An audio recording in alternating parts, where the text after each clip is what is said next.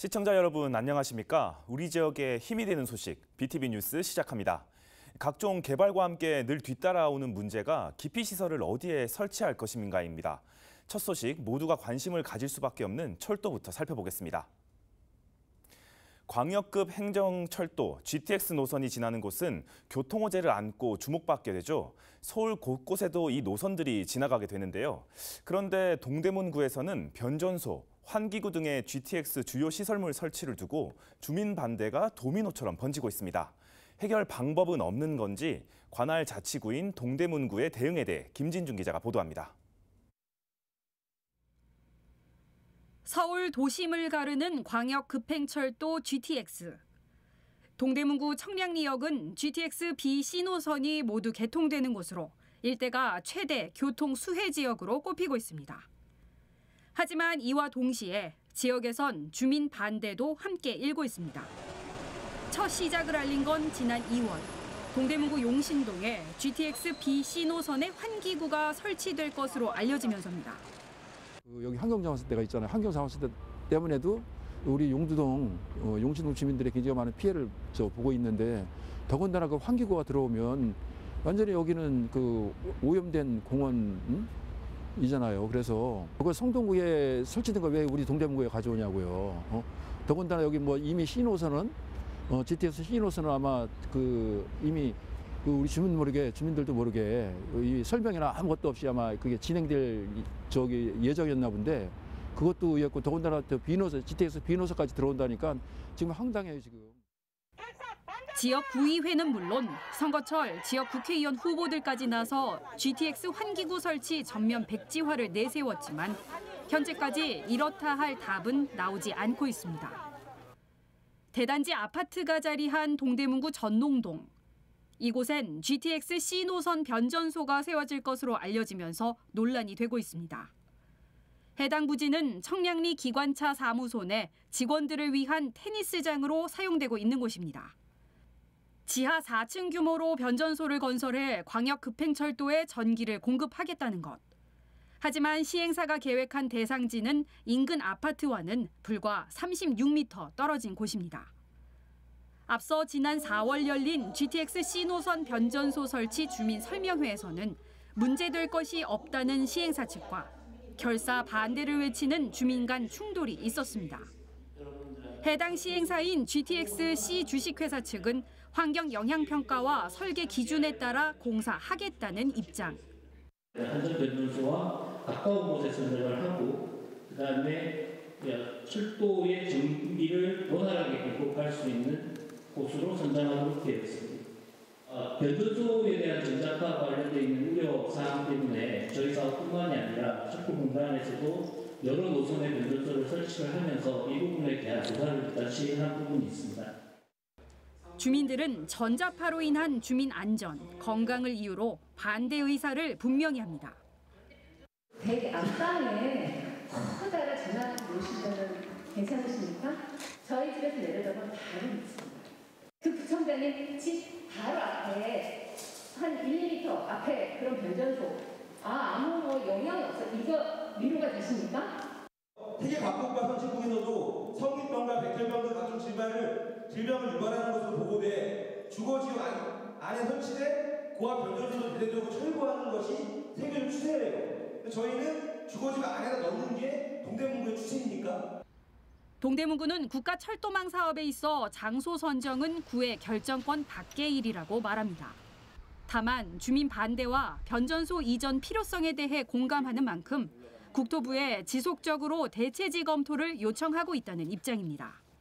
그 지역의 이런 굉장히 큰 민원, 또 건강권, 안전권 이런 것들이 굉장히 심각하니까 작년에도 이제 국토교통부 장관을 또 만나 뵙고 또 올해도 2번 또 만나 뵙고 해서 이런 사항들을 또 알려드렸고 또 그 설계에 이전 검토할 수 있도록 강력하게 또 요청한 사항이 되겠습니다.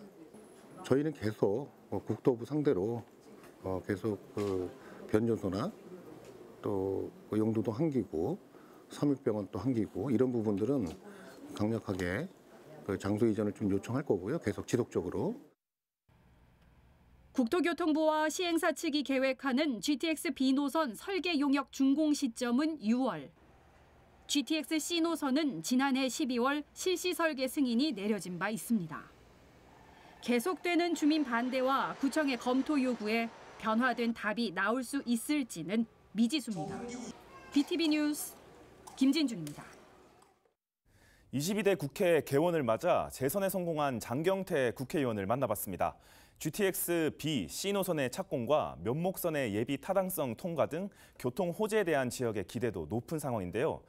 지역의 걱정거리로 자리하고 있는 GTX 변전소 문제에 대해 물어봤습니다. 장경태 의원은 어떤 해법을 제시했을까요? 김진중 기자가 이어서 보도합니다. GTX B, C 노선이 함께 지나게 될 동대문구 일대. 교통 호재라는 기대와 동시에 변전소, 환기구 등 설치해야 할 부속 시설물에 대한 기피와 반대가 공존합니다.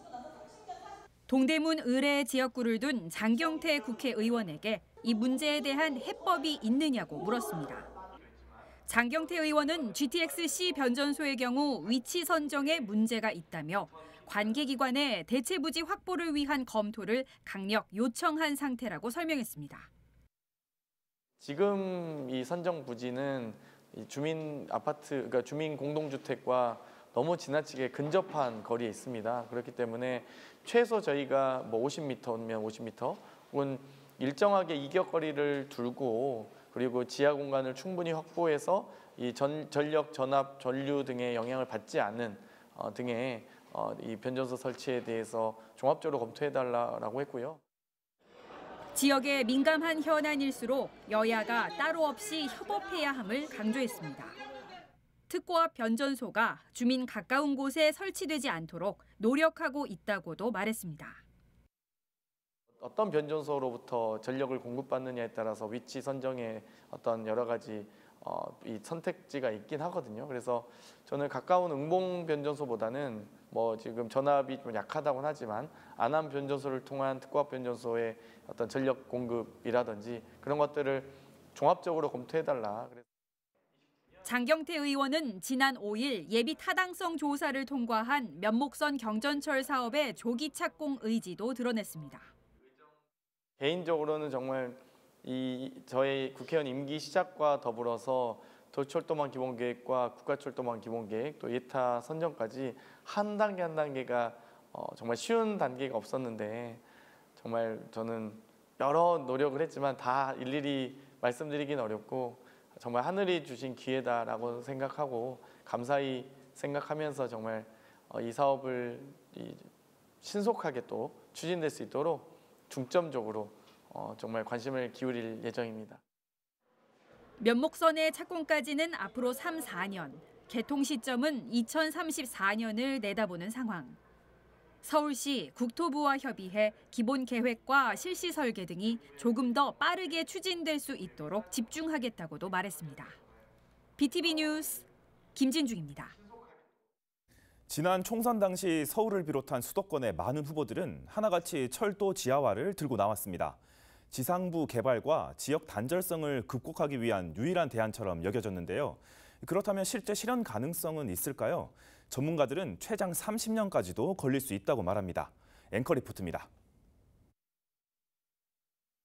준비 기간만 30년, 건설 기간은 최대 40년까지 걸릴 수 있다. 전문가들은 철도 지하화 작업을 도시를 새로 만드는 관점에서 바라봐야 한다고 지적합니다.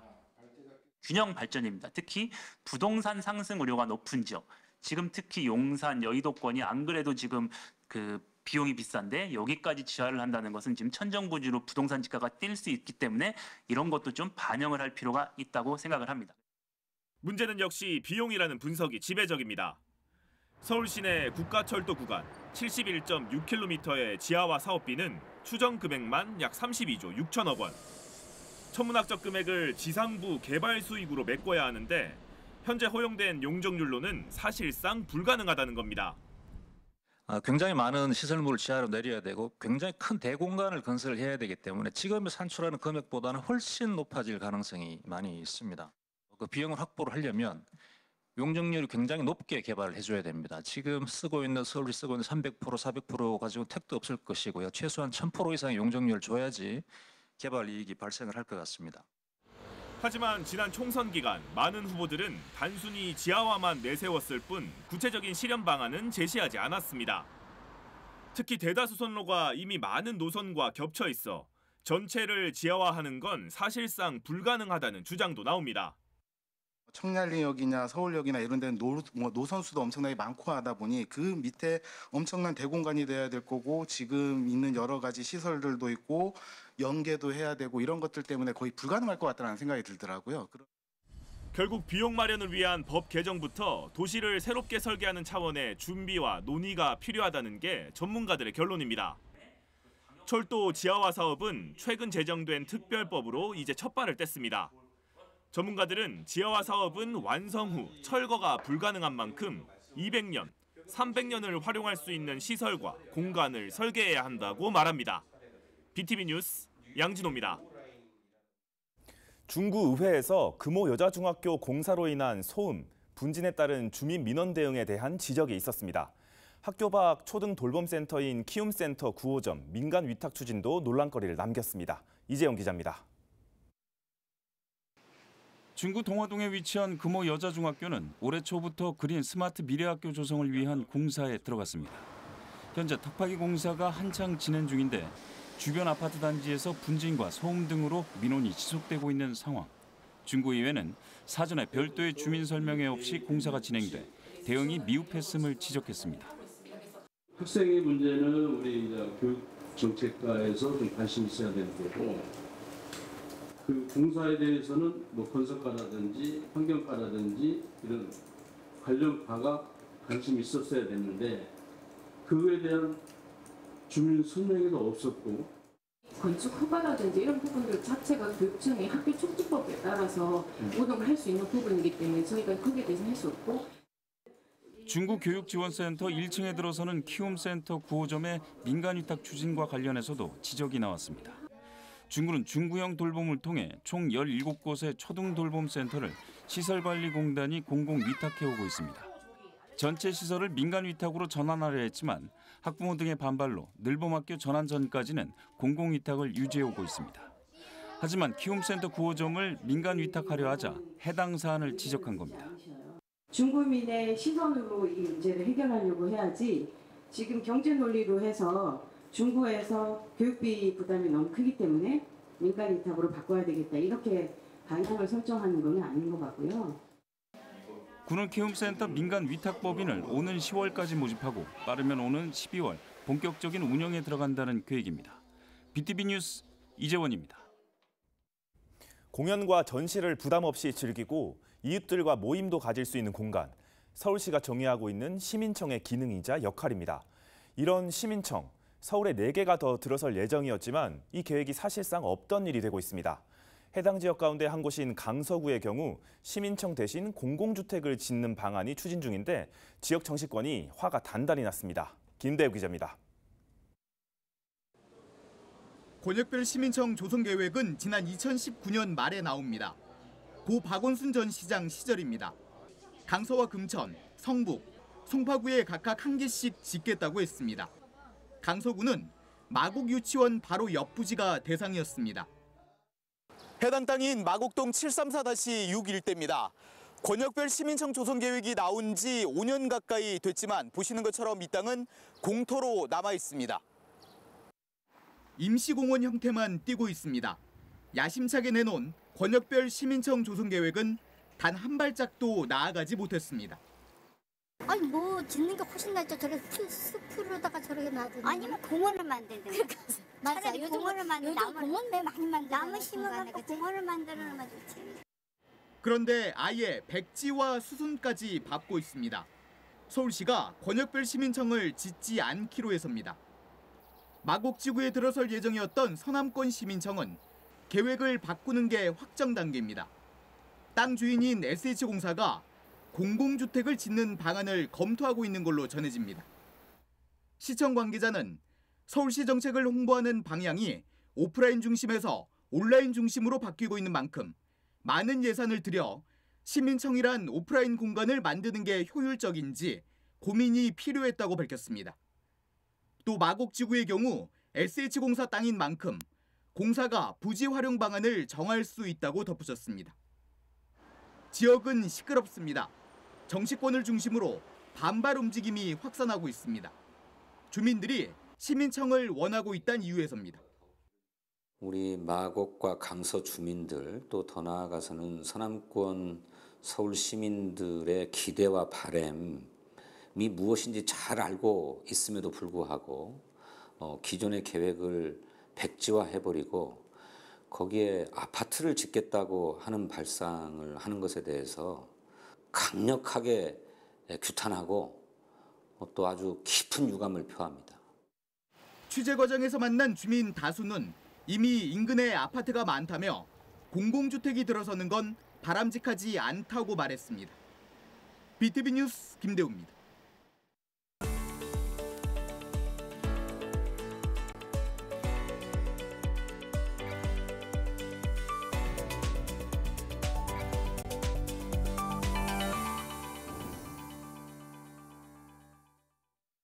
요즘 한여름 기온을 방불케 하는 무더위로 잠 못 이루는 분들 많으실 겁니다.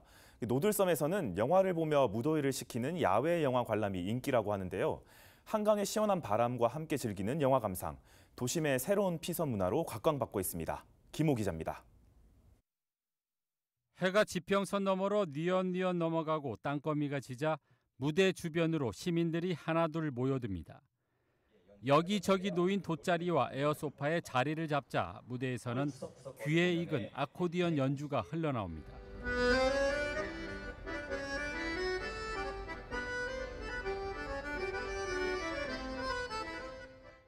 음악에 맞춰 몸을 들썩이고 시원한 강바람에 치매까지 곁들이면 무더위는 남의 세상 얘기입니다. 답답해서 나왔는데 이렇게 시원한 음악도 듣고 바람도 쐬고 하니까 집 가서 기분 좋게 잠도 잘 잘 수 있을 것 같습니다. 해가 지고 어둠이 드리우자 무대는 커다란 영화 스크린으로 바뀝니다. 곳곳에 켜진 랜턴과 조명은 영화 장면과 어우러져 운치를 자아냅니다. 객석은 335 짝을 지은 관객들로 어느새 가득 채워졌습니다. 가족과 함께 때로는 연인과 함께 영화를 보며 한여름 밤의 추억을 쌓아갑니다. 이렇게 밤에 시원한 공기 맞으면서 영화 보니까 재밌고 신기한 것 같아요. 노들섬에서 열리고 있는 한밤의 영화 감상은 문화가 흐르는 예술섬 노들 행사의 일환으로 열린 노들컬처 캠핑입니다. 캠핑의 운치와 영화 감상의 재미를 접목해 새로운 피서 문화로 자리 잡고 있습니다. 야외에서 이렇게 영화를 하니까 일단 소리 자체도 집에서 넷플릭스나 이런 거 보는 것보다는 훨씬 더 좋고요. 그리고 또 같이 이렇게 공유할 수 있다는 것도 좋고. 영화 감상은 사전 예약으로 좌석을 배정받을 수 있고 현장에서도 참여가 가능합니다.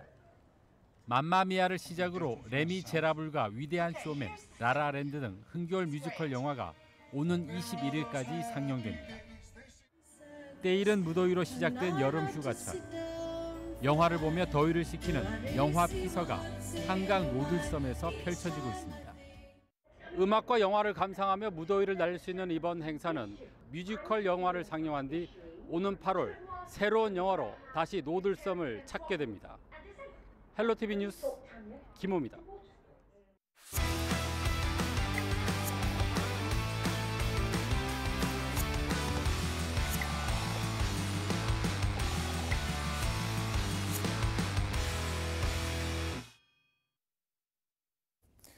서울숲공원은 울창한 숲에서 쉬며 아름다운 정원까지 감상할 수 있는 곳입니다. 한나절 나들이로 적당해서 많은 시민들이 찾고 있는 곳이죠. 그런데 이곳에 지역민들이 직접 꾸미는 정원이 있다는 것 알고 계신가요? 그 정원에서 특별한 행사까지 진행되고 있다는데 서성원 주민통신원과 함께 자세한 이야기 나눠보겠습니다. 안녕하십니까, 통신원님. 네, 서성원 주민통신원입니다. 네, 반갑습니다. 서울숲공원에서 시민이 직접 가꾸는 정원이 있다고 하는데 소개 부탁드립니다. 네, 서울숲공원은 서울시 동부여가사업소에서 관리합니다. 서울숲에는 나비정원, 조각정원, 꿀벌정원, 설렘정원 등 여러 개의 정원이 있는데요. 서울시 동부여가사업소가 관리합니다. 이것과는 다르게 시민들이 직접 참여해서 만든 정원을 시민참여정원이라고 합니다. 놀멍, 쉬멍, 당하정원, 오소정원 등 8개의 정원이 있습니다. 2014년부터 20여 명의 시민정원사가 봉사하는 곳입니다. 네, 그러면 시민정원사는 어떤 사람들이고 어떻게 지원할 수 있습니까? 네, 정원에 관심을 가진 일반 시민은 누구나 가능하고요. 서울숲 시민정원사 학교를 수료하면 됩니다. 그러한 시민정원사가 시민참여정원에서 특별한 행사를 했다고요? 네, 시민정원사와 함께하는 정원 투어를 했습니다. 4, 5, 6월에 각 1회씩 모두 3회를 했습니다. 서울시 공공서비스 예약으로 예약한 시민들에게 시민정원사가 정원을 안내하는 행사입니다. 9월부터 11월 사이에도 꼭 같은 행사를 진행할 예정이라고 합니다. 네, 행사에 참여한 시민과 시민정원사의 반응은 어땠습니까? 네, 시민정원사와 함께하는 정원 투어에 참여했던 시민 한 분과 시민정원사 중 한 분의 얘기를 직접 들어보겠습니다. 우선 서울숲에 이런 시민 참여 정원이 있다라는 거를 처음 알게 되었고, 그리고 이렇게 만들게 된 배경이라든지 무심결에 지나쳤으면 몰랐을 것 같은 여러 가지 식물들이랑 나무, 꽃들을 알게 되어서, 그리고 이런 장소를 알게 되어서 너무 좋았습니다. 저희는 봉사로서 활동하고 있거든요. 그러니까 계절에 따라서 봄, 여름, 가을마다 보게 되는 식물의 아름다움이 다르거든요. 그래서 정원에 와서 위로도 얻고 서로 취향이 맞는 사람들과 함께 즐겁게 봉사하고 있습니다. 지금까지 서성원 통신원과 시민정원사와 함께하는 정원 투어 소식 들어봤습니다. 서성원 통신원님 수고 많으셨습니다. 네, 감사합니다.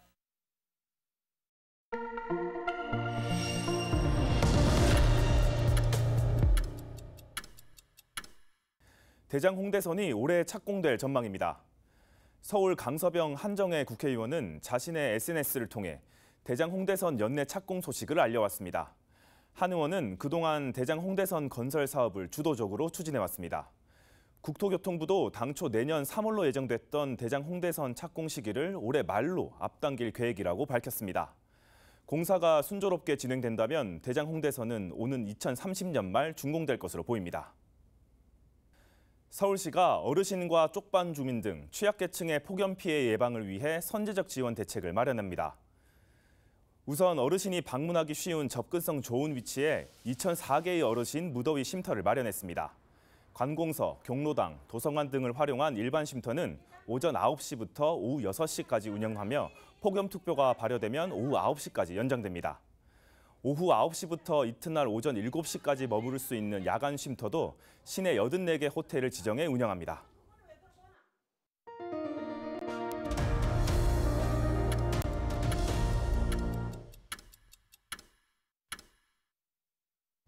저희가 준비한 소식은 여기까지입니다. 다음 시간에도 BTV 뉴스는 언제나 지역에 힘이 되는 소식으로 찾아뵙겠습니다.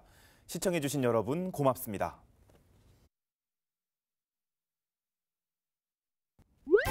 BTV 뉴스를 더 많이 보고 싶으시다면 여기 구독 버튼을 눌러주세요. 추천 영상도 누르면 바로 재생됩니다. 또 다양한 서울 소식을 보고 싶으시다면 휴대폰에서 가지 앱을 다운로드해보세요. 저희 BTV 뉴스를 시청해주셔서 감사합니다.